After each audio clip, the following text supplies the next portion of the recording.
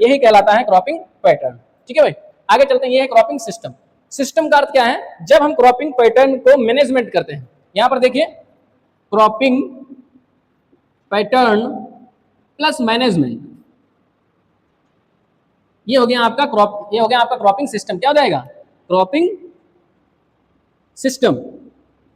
ठीक है भाई, क्रॉपिंग पैटर्न का हम मैनेजमेंट करते हैं। अब मैनेजमेंट कैसे करते हैं? हमें क्रॉपिंग पैटर्न का जो फसल चक्र हम बनाते हैं, इसका क्रॉपिंग पैटर्न हो जाता है। इस पैटर्न को हमें इस प्रकार से मैनेज करना है कि जितनी भी हमें फसल ले रहे हैं, उन फसलों को आपस में इंटरेक्शन होना चाहिए, जो भी हमारे रिसोर्सेज उनका फुल यूटिलाइजेशन होना चाहिए। क्या कह रहा है?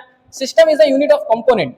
ये क्या है? System is a unit of component. जो हमारे कंपोनेंट है उनका एक इकाई, which interact and interrelated which process input into output। ठीक है, एक ऐसी पद्धति, एक ऐसा सिस्टम जिसमें जो कंपोनेंट है उनका एक यूनिट इकाई हो, जो एक दूसरे से इंटरेक्ट हो, एक दूसरे से जुड़े हुए हो, जिसका इनपुट आउटपुट के रूप में काम करता हो। जैसे यहाँ पर हमने क्या किया? डेयरी लिया है, और हमने क्या किया है? क्रॉप प्रोडक्शन लिया है।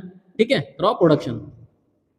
तो यहाँ पर जो डेयरी से गोबर आ रहा है, वो हम गोबर की खाद बना रहे हैं, मेन्योर बना रहे हैं। क्या बना रहे हैं भाई? मेन्योर बना रहे हैं। इस मेन्योर को हम फसल उत्पादन के लिए लेंगे, और जो फसल उत्पादन होगा, जिससे हमारा, जैसे फसल अवशेष है, गेहूं का भूसा हो गया और हमारा पुआल हो गया, उसको हम क्या करेंगे? पशु खिलाएंगे। तो यहाँ पर क्या, इसका इनपुट इसके लिए आउटपुट के रूप में काम कर रहा है। ठीक है, तो ये चीज होती है। ये क्या है? ऐसे कंपोनेंट्स हैं जो एक दूसरे से इंटररिलेटेड हैं, इंटरेक्टेड होते हैं। ठीक है, तो यही कहलाता है management. Component interrelated and interact with input into output, यह कहलाता है क्रॉपिंग सिस्टम। आगे चलते हैं।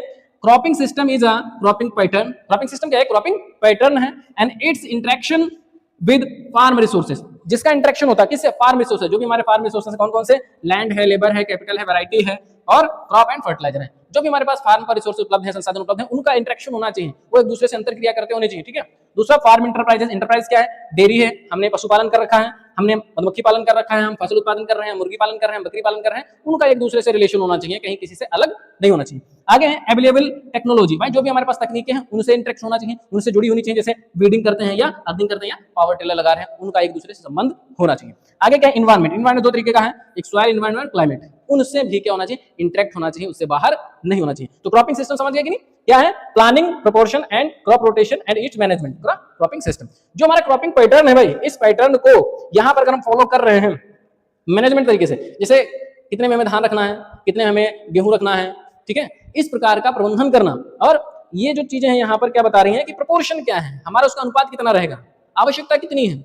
अगर हमारे पास किसी चीज की ज्यादा आवश्यकता तो उस क्षेत्र को हम बढ़ा लेंगे। यही प्रबंधन कहलाता है कि हमारे जो फार्म रिसोर्सेस हैं, हमारा जो है फार्म रिसोर्सेस हो गया, हमारा जो है फार्म इंटरप्राइजेस हो गए, उनका एक दूसरे से इंटरकनेक्शन होना चाहिए, एक इनपुट दूसरे ग्रुप में आउटपुट के रूप में काम होना चाहिए। यही है हमारा फार्मिंग क्रॉपिंग सिस्टम।